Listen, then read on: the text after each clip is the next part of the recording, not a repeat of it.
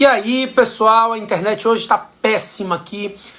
A chuva está muito pesada, então eu estou no 4G. Deus ajude que não tenha nenhum problema.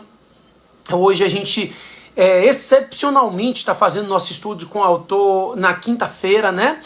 Porque ontem eu estava em um congresso do SERS muito bacana, e palestrando com grandes nomes do direito público, né? O Ingo Sarlet, o ministro Gilmar Mendes, a Flávia Bahia, o Robério Nunes e o Guilherme Penha. Então a gente ontem teve que se dedicar a esse congresso, por isso que eu alterei para o dia de hoje, tá? 4G é sofrido, e hoje a gente está na base do 4G, porque a internet aqui caiu totalmente com esse chuvaréu que está dando aqui na região. Tá um negócio fora da normalidade. Hoje a gente vai ver o capítulo 9, né? Então tá aqui o capítulo Contratos Administrativos, é o capítulo 9 do manual. É o que a gente vai trabalhar hoje, né? Lembrando a vocês que ao final da live eu disponibilizo sempre um cupom de desconto para quem não tem o manual ainda, Mateus 2020, tudo maiúsculo. Esse cupom vai valer das 8 às 20, das 20 às 21 horas, somente uma horinha de validade do cupom, tá? E eu também disponibilizo aquele cupom só para o pessoal da live, Mateus 10, para isolada, começando do zero, né? Mateus com TH 10, lá no site do Aprenda. Então, eu vou agora tirar os comentários, como a gente costuma fazer, tá? Deixa eu ajustar aqui, para que a gente possa começar a preparação da nossa aula. Então vamos lá. Capítulo 9, Contratos Administrativos. Eu estou, para ver se você está comigo, na página 557 do manual. A gente vai pular essa parte inicial de conceito e de características. Cai em provas, é relevante, mas não tanto quanto os temas que a gente separou para trabalhar, já que o nosso tempo é curto. Então a gente separou os temas mais relevantes, entre eles as garantias, as cláusulas exorbitantes, a duração, o fato do príncipe, né, que é um tema da moda. Vamos lá. Comece comigo na página 565. O tópico 5 trata das garantias inerentes aos contratos administrativos. Então, nessa página 565 fica claro que a administração pública pode exigir do particular contratado, para a celebração do contrato, a prestação de uma garantia. Então é possível se exigir a prestação de uma garantia para que esse contrato seja celebrado. A lei estabelece que essa garantia ela pode ser de até 5% do valor do contrato. Quem define o valor da garantia é a administração, tá? A lei só estabelece limites. Então a garantia pode ser de até 5% do valor do contrato. Presta atenção aqui porque ele traz as exceções. No finalzinho, eu tô na página 565, bem no finalzinho dela, ela traz as exceções. E diz assim: se forem contratos de grande vulto, contratos que envolvam alta complexidade técnica e contratos que envolvam riscos financeiros consideráveis, a garantia pode chegar a até 10%, né? Então, em regra, a administração vai definir o valor da garantia, no máximo 5%, excepcionalmente, grande vulto, alta complexidade técnica e riscos financeiros, a garantia pode chegar a até 10%. Daí na página 566, eu deixo claro um detalhe que é uma pegadinha clássica das provas de vocês. A lei estabelece que a administração define o valor, mas o particular contratado é que diz como que ele quer prestar a garantia.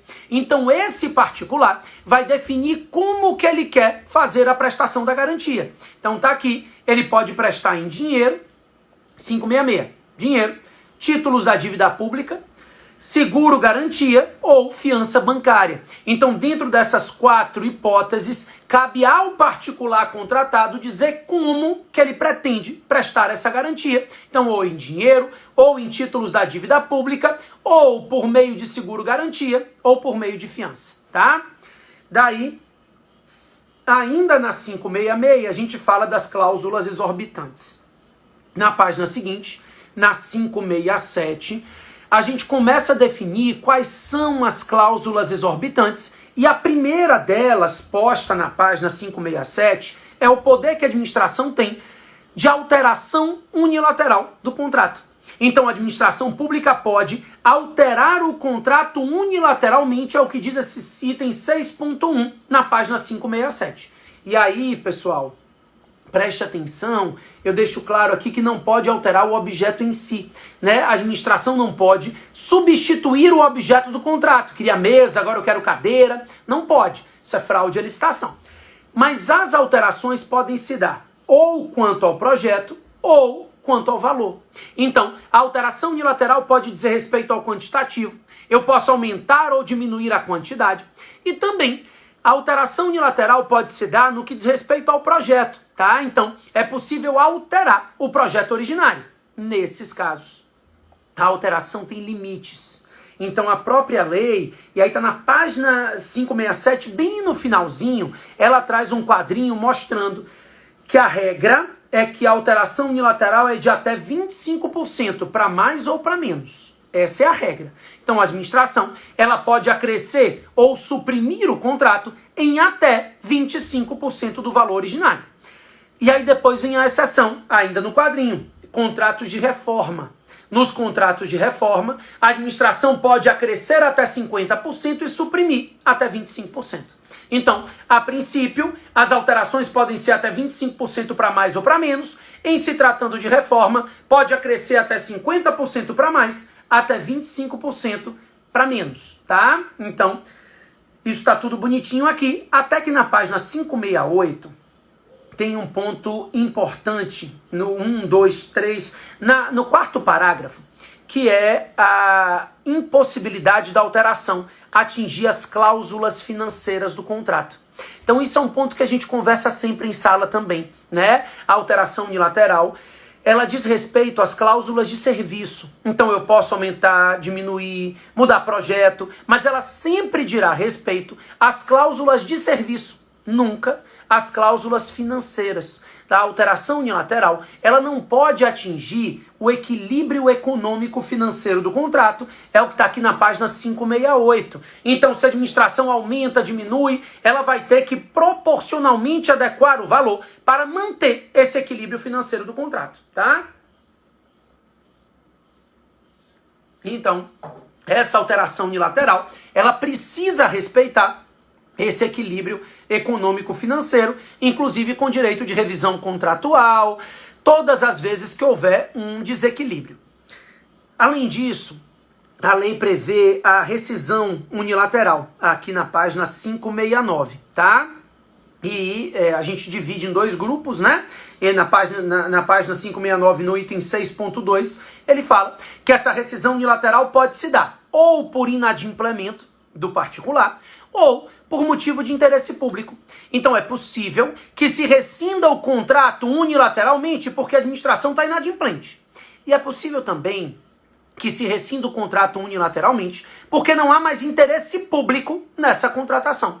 Então, ou por inadimplemento do particular, ou por motivo de interesse público, pode-se rescindir o contrato sem a necessidade do judiciário. A administração tem o poder de rescisão unilateral. Pessoal, eu lembro a vocês que os danos causados ao particular geram direito à indenização, tá? Então, ele tem direito à indenização como no que diz respeito a todos os danos decorrentes quando ele não tiver dado causa à rescisão. Então, se não foi ele que deu causa à rescisão unilateral, ele vai ser indenizado pelos danos que decorram dessa rescisão unilateral. Claro, em ambos os casos, embora a administração não precise ir ao judiciário, ela precisa respeitar o contraditório e a ampla defesa. Isso está aqui também, agora já na página 570, tá? Até na 570 eu já faço uma ressalva num quadrinho azul, escrito importante, né? Piscando para você, que lembra que nos contratos de concessão de serviço público, a rescisão unilateral por inadimplemento receberá o nome de caducidade. E a rescisão unilateral por interesse público receberá o nome de encampação. Então, caducidade e encampação são os nomes que nós daremos à rescisão unilateral quando se tratar de contratos de concessão, nos moldes da Lei 8987, né? Quando a administração é inadimplente, vem a pergunta logo abaixo assim. O particular, ele pode rescindir o contrato unilateralmente? Estou na última linha da página 570. E aí vem grandão. Não, de jeito nenhum. O que a gente aprende é que se a administração for inadimplente por mais de 90 dias, o particular pode suspender a execução do contrato. Está no artigo 78, inciso 15, na página 571. Mas rescisão unilateral é poder somente dado à administração. O particular, ele não pode rescindir o contrato unilateralmente. Ele pode até suspender a execução se a administração for inadimplente por mais de 90 dias. Caso contrário, ele pode ir ao judiciário pedir a rescisão do contrato, então será uma rescisão judicial e não uma rescisão unilateral, tá?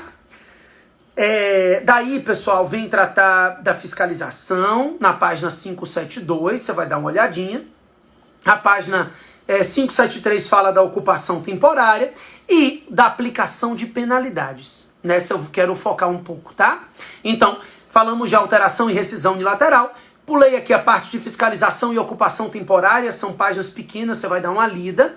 E o item 6.5, na página 573, trata do poder que a administração pública tem de aplicação de penalidades. A lei deixa claro que existem 4 penalidades administrativas regulamentadas na Lei 8666, né? No artigo 87 da 8666. Então, advertência, penalidade mais leve. A multa, que não se confunde com ressarcimento ao erário, né? A multa é pena de natureza pecuniária. Então, independentemente de ressarcir o erário, ele se submete à pena de multa, é uma penalidade de natureza pecuniária.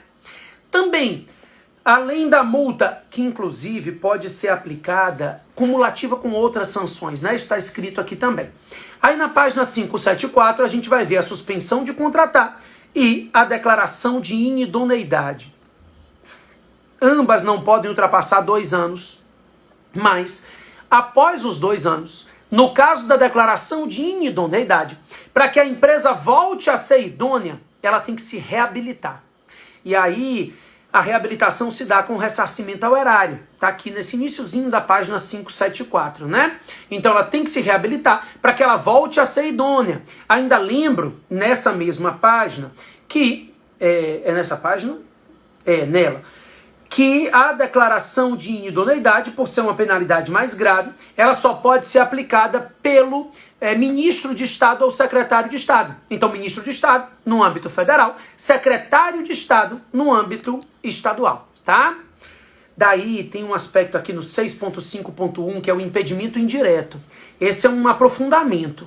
Então, se você estiver estudando para concursos mais aprofundados, dá uma lida nesse item 6.5.1. Esse impedimento indireto foi criado no âmbito do TCU, né? Não é uma coisa que vem caindo em provas objetivas. Mas, para concursos mais aprofundados, eu quero que você tome cuidado aqui com a página 575, 576 e 577, tá? Daí, eu vou partir aqui para a revisão contratual e a teoria da imprevisão. Isso. Página 580. Vem comigo. Pulei aqui algumas páginas, né? Inclusive na parte que fala de correção, reajustamento, tem um QR Code. E nesse QR Code tem um videozinho bem fácil de exemplificar e facilitar para vocês essa parte. Mas, na página 580, a gente entra nos aspectos, esses QR Codes são top. Eu vou fazer, inclusive, mais alguns para a próxima edição. Eu acho muito legal, porque a gente vai explicando a vocês determinados pontos, né? A gente não tem edição mais esse ano, então já tem bastante QR Code, ela tá bem organizadinho, tá? Aproveite aí, quem não tem, a edição tá atualizada. A gente teve poucas mudanças por enquanto no primeiro semestre, porque a gente está vivendo a base de Covid, então as mudanças dizem respeito a aspectos temporários de Covid-19, aquelas reformas todas que a gente estava esperando foram sobrestadas, né? Vamos lá. Daí, quando fala da teoria da imprevisão, a gente está falando de situações em que pode haver uma necessidade de revisão contratual. Nesse tópico 9, que é o 580 e 581, as páginas, ele começa falando de caso fortuito e força maior, de interferências imprevistas. Então, situações alheias à vontade das partes que desequilibram a relação contratual. essas são partes mais fáceis para vocês. Então, quando o desequilíbrio decorre de uma situação que as partes não deram causa, a gente está diante de uma situação mais simples de análise de revisão contratual. A questão mais relevante e as mais na moda agora estão na letra C e D, na página 581, que dizem respeito ao fato da administração e ao fato do príncipe.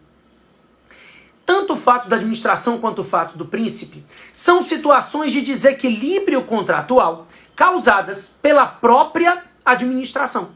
Então, a própria administração pública desequilibra a relação contratual. Ela desequilibra o contrato, tá? Então, ela deveria agir, então ela acaba quebrando aquele equilíbrio financeiro.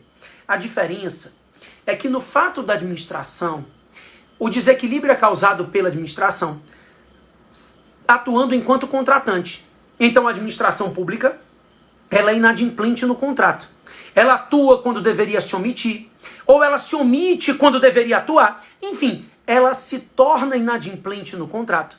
E esse inadimplemento dela acaba gerando um desequilíbrio na relação contratual. É exatamente o fato da administração. Eu trago até um exemplo aqui. Imagine a situação na qual a administração contrata uma empresa para a realização de uma obra e, por descaso, não expede a ordem de serviço respectiva e nem efetivas desapropriações e aquisição dos terrenos onde a obra seriam executadas. Esse é um exemplo clássico de fato da administração. O poder público, contratante, é inadimplente. Ele deixa de cumprir a parte dele no contrato e esse inadimplemento contratual dele acaba gerando um desequilíbrio na relação contratual, tá? Então o fato da administração é o descumprimento contratual pela administração, tá certo? No fato do príncipe, não. No fato do príncipe, a administração celebra o contrato e depois, ela atuando fora da relação contratual, ela atuando fora do contrato, acaba atingindo o contrato indiretamente. Então, quando você pensa em fato do príncipe, você pensa numa situação em que o desequilíbrio é causado numa situação inesperada pela administração. A administração atua fora do contrato. Então, o exemplo da moda agora, a gente já viu aqui em Salvador, por exemplo, então eu vou aproveitar para dar um exemplo de ocasião. É porque a gente traz muitos exemplos de tributos, né? Então, o Estado contratou a empresa, depois ele triplicou uma alíquota de um tributo. Quando ele triplica a alíquota de um tributo, isso acaba incidindo sobre o contrato de forma indireta. Porque o aumento de um tributo não é uma atuação do Estado dentro do contrato. É uma atuação dele fora do contrato, enquanto poder público, mas ele acaba atingindo a relação contratual e gerando a necessidade de revisão do contrato. Aqui, o exemplo mais da moda hoje aconteceu em Salvador e está acontecendo em todas as cidades. O prefeito de Salvador, em razão do isolamento, né, ele determinou isolamento e quarentena, e em razão dessas políticas, acabou causando um transtorno muito grande às empresas de transporte público municipal, tá? Então, as empresas de transporte começaram a haver uma redução muito grande na quantidade de usuários. Eu engasguei. Então essas empresas começaram a ver uma quantidade muito grande de redução de usuários, né? Em virtude da questão de quarentena, isolamento. O prejuízo começou a crescer, até que no mês passado, em abril desse ano de 2020, o prefeito municipal adquiriu 5 milhões de reais em passagem de ônibus. Isso é uma forma de revisão contratual, né? Ou seja, ele causou um desequilíbrio, foi uma situação de fato do príncipe. Quando ele determina a quarentena da população por meio de decreto, o fechamento do shopping, o fechamento de determinados centros comerciais, ele está fazendo isso enquanto o poder público, numa atuação fora do contrato. A ideia é evitar a disseminação da Covid-19. Então, é uma atuação dele enquanto Estado e não enquanto contratante. No entanto, essa atuação dele fora da relação contratual, de determinar a quarentena, o isolamento, acaba atingindo o contrato indiretamente. Isso é uma situação de fato do príncipe que gera um desequilíbrio na relação contratual e gera a necessidade de reequilíbrio. Esse reequilíbrio poderia se dar pela revisão de tarifa, Não dá agora para aumentar a tarifa. Poderia se dar pelo aumento do prazo da concessão, não ia ser suficiente, porque ele está precisando de dinheiro agora, a concessionária. Então, foi feito por meio de um pagamento direto do município, o que é plenamente viável, tá? Vamos lá. Daí, eu queria pular para a parte de duração, na página 584. Gente, lembrando que a gente está aqui no capítulo 9 do Manual de Direito Administrativo. Eu vou disponibilizar um desconto para vocês, tá? Mateus 2020, vai valer assim que acabar a live até as 9 horas da noite. E a gente vai continuar todas as quartas-feiras. Hoje, excepcionalmente, foi a quinta, mas a gente volta para as quarta-feiras na próxima semana, sempre às 7 horas da noite nas quartas-feiras, tá? Vamos lá. Daí, todas as outras lives estão no meu canal do YouTube, Professor Matheus Carvalho. Quando eu falo de duração, a duração do contrato está na página 584. E aí, começa a página dizendo, explicando o tópico, né, o tópico 11, explicando que não existe contrato administrativo por prazo indeterminado. Então, a princípio, todo contrato administrativo deve ter prazo determinado. A vigência do contrato tem que estar prevista na relação contratual. No momento que o contrato é assinado, uma das cláusulas necessárias desse contrato é o prazo de vigência dele. Então esse contrato tem que respeitar o prazo de vigência determinado, tá? Daí ele vai trazendo a regra, então na própria página 584 ele começa dizendo a regra, e a regra é o caput do artigo 57, que diz que o contrato administrativo deve durar a vigência do crédito orçamentário. Então esse contrato deve durar no máximo 1 ano, 12 meses, porque o crédito orçamentário está previsto na lei orçamentária anual. Como esse contrato deve respeitar a vigência do crédito orçamentário, ele deve durar no máximo 1 ano. Aí, da 584 em diante, ele vai trazendo algumas exceções. A mais importante para vocês é a número 2. No iniciozinho da página 585, ele traz uma exceção a essa vigência de 12 meses. Prestação de serviços a serem executados de forma contínua. Então, ele diz, nesses casos, para a contratação de serviços de caráter continuado, a lei prevê a possibilidade de prorrogação contratual por iguais e sucessivos períodos para obtenção de preços e condições mais vantajosas, limitado a 60 meses. Preste atenção que eu não estou lhe dizendo que os contratos de prestação de serviços continuados podem ser celebrados por 60 meses. Eu não disse isso, tá? Tá errado. A ideia é que ele pode ser firmado por 12 meses, depois eu posso prorrogar por mais 12, mais 12. No final de tudo, ele pode chegar até o máximo de 60 meses. Então, 60 meses é o prazo máximo depois de toda a vigência e todas as prorrogações. O próprio tópico ainda traz uma exceção que diz que excepcionalmente ainda pode prorrogar por mais 12 meses, tá? Então, excepcionalmente, ainda pode prorrogar por mais 12 depois dos 60. Mas isso é exceção. A princípio, esses contratos devem ter vigência de, no máximo, depois de todas as prorrogações, 60 meses. Então, limpeza, vigilância, esses contratos são firmados por 12 meses e depois eles vão sofrendo prorrogações por períodos iguais e sucessivos até o máximo de 12 meses, tá? Aí depois vem aluguel de informática, alguns contratos de 10 anos. E aí tem um aspecto interessante na página 586, que está no terceiro parágrafo. Ademais, dê uma olhadinha aí. Página 586 tem assim, ademais. Aqui ele está falando dos contratos que não geram despesas. Existem contratos administrativos que não geram despesa à administração. Então, contratos como concessão de serviço público, por exemplo, são contratos que não geram despesa. Porque, a princípio, na concessão de serviço público, a administração contrata a empresa presta o serviço e é remunerada pelo usuário do serviço. Então, nos contratos de concessão, a empresa concessionária, ela costuma ser remunerada pelo usuário do serviço concedido. É esse usuário que vai garantir essa concessão, esse pagamento da concessionária, né? Então, como não gera despesa para a administração, a princípio, nesses contratos de concessão de serviço público, não se precisa respeitar a vigência do crédito orçamentário. Então eles não podem ser firmados por prazo indeterminado, mas eles podem ser firmados por prazo de 10, 15, 20 anos, tá? Porque eles não têm a disponibilização de crédito orçamentário, porque não geram despesa, e por isso eles não precisam respeitar a vigência do crédito orçamentário, ok? Beleza. Daí, inclusive eu botei aqui o importante, né, que não existe contrato por prazo indeterminado. Artigo 57, parágrafo 3º da 8666.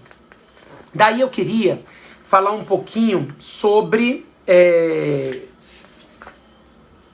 a responsabilidade. Esse é um tema muito relevante. Ó, a página 587, ela começa a tratar das responsabilidades do Estado decorrentes do contrato. E aí ela começa dizendo o seguinte: de acordo com o artigo 71, o Estado responde solidariamente pelos débitos previdenciários da empresa contratada. Então, artigo 71 da 8666. O Estado responde solidariamente pelos débitos previdenciários das empresas contratadas por ele. Ponto. E o Estado não responde pelos débitos trabalhistas, fiscais e comerciais. É o que diz o artigo 71, parágrafo 1º da 8666. Então, página 588, a inadimplência do contratado não enseja a responsabilidade do Estado em referência aos encargos trabalhistas, fiscais e comerciais. O que acontece?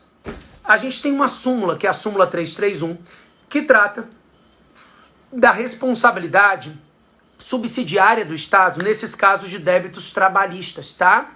Inclusive, no primeiro momento a súmula acabava sendo contra a legem, porque o Estado, no artigo 71, parágrafo 1º da lei, diz que o Estado não responde, e a súmula 331 dizia que o Estado responde sim, subsidiariamente. Como nós tivemos uma ADC em 2010, a ADC 16, que julgou constitucional o artigo 71, parágrafo 1º da 8666, com essa declaração de constitucionalidade, a súmula 331 foi alterada. Então hoje, a súmula 331, inciso 5, diz o seguinte, inciso 5, a administração pública, ela responde pelos débitos trabalhistas das empresas contratadas, desde que se comprove a culpa da administração. Então, se for comprovado que a administração foi omisso no dever de fiscalizar o contrato, se ela tiver culpa na fiscalização, ela responde, tá? Então, para que haja responsabilidade do Estado pelos débitos trabalhistas, tem que se comprovar a culpa do Estado. Inclusive, porque senão a gente cai na regra geral do artigo 71, parágrafo 1º da 8666, que diz que o Estado não responde pelos débitos trabalhistas das empresas contratadas por ele, tá? Pessoal, dentro desse contexto aqui, eu quero lembrar a vocês que o STF, no RE, está na página 590, até botei o RE aqui, o recurso extraordinário 760931, chegou-se à conclusão que o ônus da prova dessa culpa da administração é do empregado. O empregado vai ter que mostrar que a administração pública agiu com culpa e que, em razão disso, o empregado pode cobrar da administração tomadora desse serviço, tá? Na parte de contratos em espécie, quando trata de execução de obra, eu explico a questão do projeto básico, do projeto executivo e da obra, isso é muito importante, mas tem um QR Code para você na página 595. Então, acabando a live agora, você já vai para o livro abrir essa QR Code da página 595 para entender bem como é que fica essa questão das situações dos contratos administrativos de obra, inclusive com projeto básico, projeto executivo e execução de obra, tá? Eu fiquei devendo para vocês a parte de... eu vou ficar devendo para vocês a parte de consórcios públicos e RDC, que está a partir da página 602. Então eu já vou avisar agora na editora, senão eu me esqueço, que na próxima aula a gente vai pegar a partir da página 602. Vai ser de novo o tema de contratos administrativos, tá? E aí você já vai saber que é porque eu vou falar de consórcios públicos e RDC ainda no capítulo 9. Então na próxima quarta-feira às 19 horas, espero vocês para a gente fechar esse capítulo juntos, tá certo? Pessoal, agora eu vou disponibilizar um cupom de desconto, Mateus 10 com TH, né? Mateus 10, tudo maiúsculo, para o aprenda.com.br/Mateus Carvalho, para qualquer uma das minhas isoladas, e Mateus 2020, Mateus com TH também, para o site da editora, para você ter o livro com um preço bem bacana, tá certo? Valeu, pessoal, e até a próxima quarta-feira. Espero vocês.